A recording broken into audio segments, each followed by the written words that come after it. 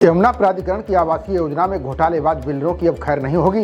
इस योजना में करोड़ों का खेल करने वालों के खिलाफ सीबीआई ने जांच शुरू कर दी है। इसके लिए जेपी बिल्डर समेत 4 बिल्डरों की फाइलों को सीबीआई ने जब्त कर लिया है। यमुना एक्सप्रेसवे औद्योगिक विकास प्राधिकरण के तहत आने वाली कई आवासीय परियोजनाओं में घोटाले की खबरें सुर्खियों में है। अब सुप्रीम कोर्ट के आदेश के बाद सीबीआई ने मामले की जाँच तेज कर दी है।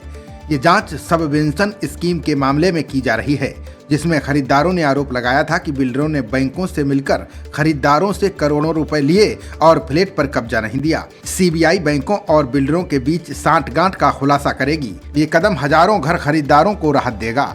घोटाले को लेकर सीबीआई ने जेपी बिल्डर्स समेत 4 नामी बिल्डरों की फाइलों को यमुना प्राधिकरण के दफ्तर से जब्त किया है। ईडा के सीईओ डॉक्टर अरुणवीर सिंह ने हमारे संवाददाता कैलाश चंद को इस मामले की विस्तार से जानकारी दी है। उन्होंने बताया कि हाईकोर्ट के आदेश के अनुसार इन घोटालेबाज बिल्डरों के खिलाफ सीबीआई जांच की संस्तुति की गई थी।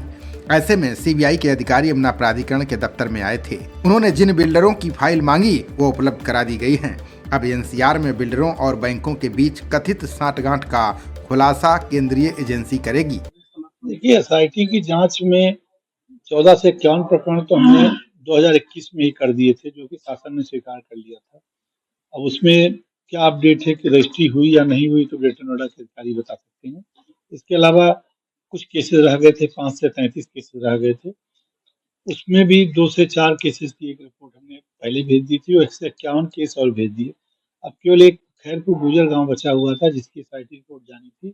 वो लगातार 2 दिन गांव में जाके प्रत्येक केस को, उसके एरिया को, उसके किराएदारों को, उसमें जो बिकी हुई जमीन है उसको, किसको कितनी दी गई है, सभी देखा गया। सभी 83 केस देखे गए, 86 केस देखे गए। किसी के बाद में बैठक की गई। रोज सबसे एक आदमी से सुना गया। हर एक केस में आपत्ति गांव वालों से पूछी गई, क्योंकि काफी शिकायत वहां पर प्राप्त होते हैं कि किसको क्या आपत्ति है। तमाम लोगों ने अपनी शिकायत वहां बताई भी, नोट भी कराया।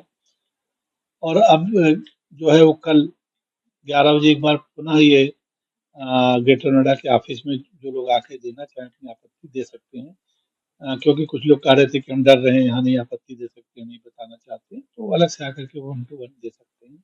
इसके लिए कल की तिथि निर्धारित की। बिहार के सभी अथॉरिटीज के लिए, चाहे हाउसिंग अथॉरिटी हो चाहे इंडस्ट्रियल अथॉरिटी हो, सीबीआई को केस दर्ज करने का और फाइलें मंगाने का काम किया था। बाकी नोएडा, ग्रेटर नोएडा की संख्या तो मुझे नहीं पता है जीडीए की।